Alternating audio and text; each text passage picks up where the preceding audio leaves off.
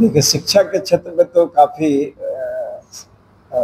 अनुभव रहा है, लेकिन समाज के अन्य लोगों से भी इंटरेक्ट करने का मौका मिलता है और उसमें हमने पाया कि समाज के लिए भी करना होगा और समाज के लिए करने का जरिया जो हो सकता है वो ये हो सकता है कि आप विधानसभा में जाएं, इनके आवाज़ को उठाएं और इनका क्या क्या समस्याएं हैं उसके बारे में कैसे समाधान निकाला जा सकता है। और विशेषकर ये जो क्षेत्र है, ये इसमें 2 यूनिवर्सिटी, 2 विश्वविद्यालय का हेड ऑफिस है। तो पटना यूनिवर्सिटी, पटना विश्वविद्यालय का और पाटलिपुत्रा यूनिवर्सिटी, ये 2 यूनिवर्सिटी यहाँ इस क्षेत्र में पड़ता है और इसी से आप समझ सकते हैं और कि शिक्षा का ये हब कहा जा सकता है। इसको डेवलप किया जाए और आप देखते होंगे नया बाजार समिति, नया टोला या इस इलाके में जितने कॉम्पिटिटिव एग्ज़ाम के बच्चे बाहर से आते हैं, विशेषकर ग्रामीण क्षेत्र के जो बच्चे आते हैं, वो लॉज में रह करके या किसी हॉस्टल में रह करके तैयारी करते हैं और इसलिए इस क्षेत्र में इंफ्रास्ट्रक्चर भी ठीक ठाक होना चाहिए। जैसे रोड, जल जमाव की समस्या है, उसका निदान होना चाहिए, क्योंकि जो बच्चे रहते हैं वो उस इलाके में रहते हैं जहाँ मान लीजिए जल जमाव हो रहा है, तो उससे बीमारी भी फैल सकता है और उस पीने का पानी जो है वो शुद्ध पानी मिलना चाहिए। तो ये सब समस्याएं भी है, लेकिन मेरा चूंकि शिक्षा के क्षेत्र से हम हैं तो मेरा विशेष ध्यान रहेगा शिक्षा के क्षेत्र में और क्या किया जा सकता। असीम संभावना है। बिहार, बेंगलोर, नोएडा, गुड़गांव और पूना क्यों नहीं बन सकता है? बिहार बन सकता है। बिहार में संभावना है, पोटेंशियल है, यहाँ वर्क करने की ज़रूरत है और जब यहाँ के लोग सोचने लगेंगे और सरकार का भी उसमें एक दायित्व हो जाता है, तो सरकार को भी आगे आना होगा और समाज को भी आगे लाना होगा और लोगों का जब भरोसा होगा कि नहीं बिहार में शिक्षा का स्तर अच्छा है, तो बहुत सारी कंपनियां आएंगी, यहाँ से बच्चे को नौकरी देगी, अच्छे नौकरी देंगी। तो हमारे बच्चे बाहर जाते हैं, वहाँ से अच्छा करके आते हैं, तो क्यों नहीं यहीं पर व्यवस्था की जाए कि वो अपने घर के आसपास ही रहें। उसका भी एक असर होता है। बच्चे जो बाहर रहते हैं अवसाद में भी चले जाते हैं, आपने सुना होगा कि बच्चे बाहर जा कर के तबीयत खराब हो जाती है। तो इन सब समस्याओं से निदान होगा और इस क्षेत्र को डेवलप करना है तो शिक्षा का एक सेंटर बनाया जा सकता है, क्योंकि 2 यूनिवर्सिटी भी है और भी शिक्षा के जो बाहर से बच्चे आते हैं वो तैयारी करने, वो इसी एरिया में रहते हैं, तो उनका विशेष ध्यान रखना हो, क्या उनकी आवश्यकता है, उसको कैसे पूरा किया जाए। आप गणित के समीकरण आप नहीं समझते, बच्चे पढ़े नहीं, आप जानते हैं, लेकिन राजनीति के समीकरण आपको समझ में आएगा। गणित तो हर जगह प्रवेश कर गया है। बायोलॉजी में भी गणित आ गया है, इकोनॉमिक्स में भी गणित आ गया है, आर्ट्स, साइंस, कॉमर्स सब में गणित आ गया और राजनीति में भी गणित है।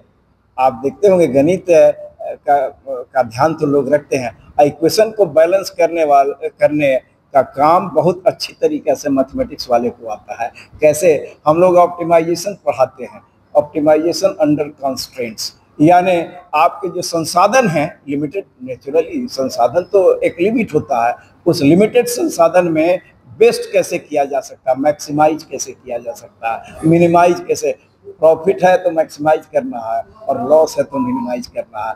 तो स्तर को मैक्सिमाइज करना, अच्छा स्तर को आगे बढ़ाना है और उसमें जो कमियां हैं उसको मिनिमाइज करना है। आइडियल कंडीशन कभी नहीं हो सकता, आप जब भी कर सकते हैं तो ऑप्टिमाइज कर सकते हैं। तो देखिए, सकारात्मक और नकारात्मक पक्ष दोनों को देखना होगा। आजकल देखते होंगे कि बिहार में भी वो ड्रग्स जिस तरह से युवा पीढ़ी को प्रभावित कर रहा, इससे बहुत ज़्यादा समस्या, वो बड़ी समस्या होने जा रही है। और इसमें जो शराबबंदी है वो बहुत इफ़ेक्टिव नहीं है। तो जब इफ़ेक्टिव नहीं है हम लोग इसीलिए तो शिक्षा की बात पहले कर रहे हैं कि अगर शिक्षित होंगे तो अपने आप शराब छोड़ देंगे और इफेक्टिव नहीं है उसका दो ये है। एक तो है कि बहुत सारे गरीब परिवार के लोग जेल में बंद हैं। अब उनके परिवार पर क्या गुजरता होगा। तो कानून अपने जगह पर है, समाज को समझाना होगा और वो शिक्षा के माध्यम से ही हो सकता है। आप देखते होंगे कि जिस परिवार के बच्चे पढ़ लिख गए तो ये समस्या कहीं है ही नहीं है, शराबबंदी करने की जरूरत ही नहीं है, वो अपने आप समझदार हो जाते हैं। कई वर्षों का किला क्या स्वराज उखाड़ पाएगा, क्या केसी सिन्हा उखाड़ पाएंगे? प्रयास तो नहीं, ये बात हम दूसरे रूप में कहेंगे। हमको जो करना है वो हम कह रहे हैं। हमको किस क्षेत्र में काम करना है, किस क्षेत्र में संभावनाएं हैं, ये हम अपनी बात कह सकते हैं। और उखाड़ने और पछाड़ने की बात ही नहीं है। बात है कि जनता को हम समझाएंगे कि एक चांस देने में कोई हर्ज नहीं है। चांस दे करके तो देखिए, हो सकता है कि किसी क्षेत्र में बहुत अच्छा हो, तो चांस देने में कोई हर्ज नहीं है। पछाड़ने और हराने की कोई बात नहीं है। निश्चित रूप से हम जिस पार्टी के उम्मीदवार होंगे तो हमारी कोशिश होगी कि उसकी जीत हो, क्योंकि उसका विजन हम लोग इम्प्लीमेंट कब कर पाएंगे, जब सत्ता में आएंगे। तो वो तो हर एक पॉलिटिकल पार्टी का एम होता है और उसके बाद अपना विजन लागू कर सकता है। सीएजी की रिपोर्ट आई है 70,000 करोड़ का जो घपला हुआ है। देखिए, इसमें बिना अध्ययन किए हुए हम कोई कमेंट नहीं करना चाहेंगे, क्योंकि जब तक पेपर में क्या है डिटेल्स उसको नहीं देखा जाए तो इस पर कुछ भी नहीं कहा जा सकता। मेन समस्या आपको क्या लगता है? मेन समस्या यहाँ जल जमाव का है। और ये सड़क जो कनेक्टिंग रोड्स हैं, मेन रोड को छोड़ दीजिए, कनेक्टिंग रोड्स जो है वो उसकी हालत खस्ता हालत है, उसकी हालत ठीक नहीं है। उसको ठीक करना होगा, क्योंकि देखिए ट्रैफिक जाम हो जाता है घंटों। तो ट्रैफिक जाम से आपका पेट्रोल भी, गाड़ी जो चलता है पेट्रोल गैस जिस पर है तो वो भी बर्बाद हो रहा है और लोगों का समय भी जा रहा है। समय बहुत कीमती होता है। तो इससे कैसे निजात पाया जाए, तो बहुत सारी ये इस पर काम करना होगा। और कनेक्टिंग रोड्स जो है उसको सुधारना होगा, क्योंकि जाम जो लगता है, कनेक्टिंग रोड अगर खस्ता हालत है तो उसके चलते भी जाम लगता है। तो रोड्स और जल जमाव की समस्या का निदान करना होगा, पंपिंग स्टेशन बनाना होगा और बढ़ाना होगा और उसको इफेक्टिवली काम उससे हो। इसका ये लोगों का क्या नाम, अब गांधी जी के बारे में हम सब जानते हैं। गांधी जी तो एक संत थे, लेकिन राजनीति इतने इतने ताकतवर अंग्रेजी हुकूमत को उन्होंने ऐसा किया कि उसको इस देश को छोड़ करके जाना पड़ा और हमें आज़ादी मिली। बिल्कुल किसी भी क्षेत्र में देखिए, अनुभव और ऊर्जा को एक साथ लाना होगा। तो अनुभव तो हमारे पास है ही है, विभिन्न क्षेत्रों में काम किए।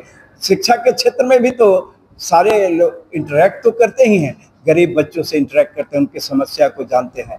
तो हमारे दिल में भी दर्द है उनके लिए, तो कैसे किया जा सकता है उनके समस्या का समाधान। तो शिक्षा का क्षेत्र और ये क्षेत्र अलग अलग करके, सेपरेट करके, आइसोलेट करके नहीं देखा जा सकता। सब एक ही है और शिक्षा ही वो ट्रेन का इंजन है जो आगे ले जाएगा। पटना शहरी क्षेत्र को माना जाता है कि भाजपा का अभेद दुर्ग है। इस दुर्ग को तोड़ने के लिए क्या कुछ रणनीति अपनाएं? हम यहाँ के जनता को अपनी बात लेकर के जाएंगे कि हम क्या कर सकते हैं, हम यहाँ के लिए क्या कर सकते हैं। और मुझे पूरा विश्वास है कि जनता हमारी बात को समझेगी और जनता का निर्णय सुप्रीम होता है, निर्णय सिरोधार्य होगा।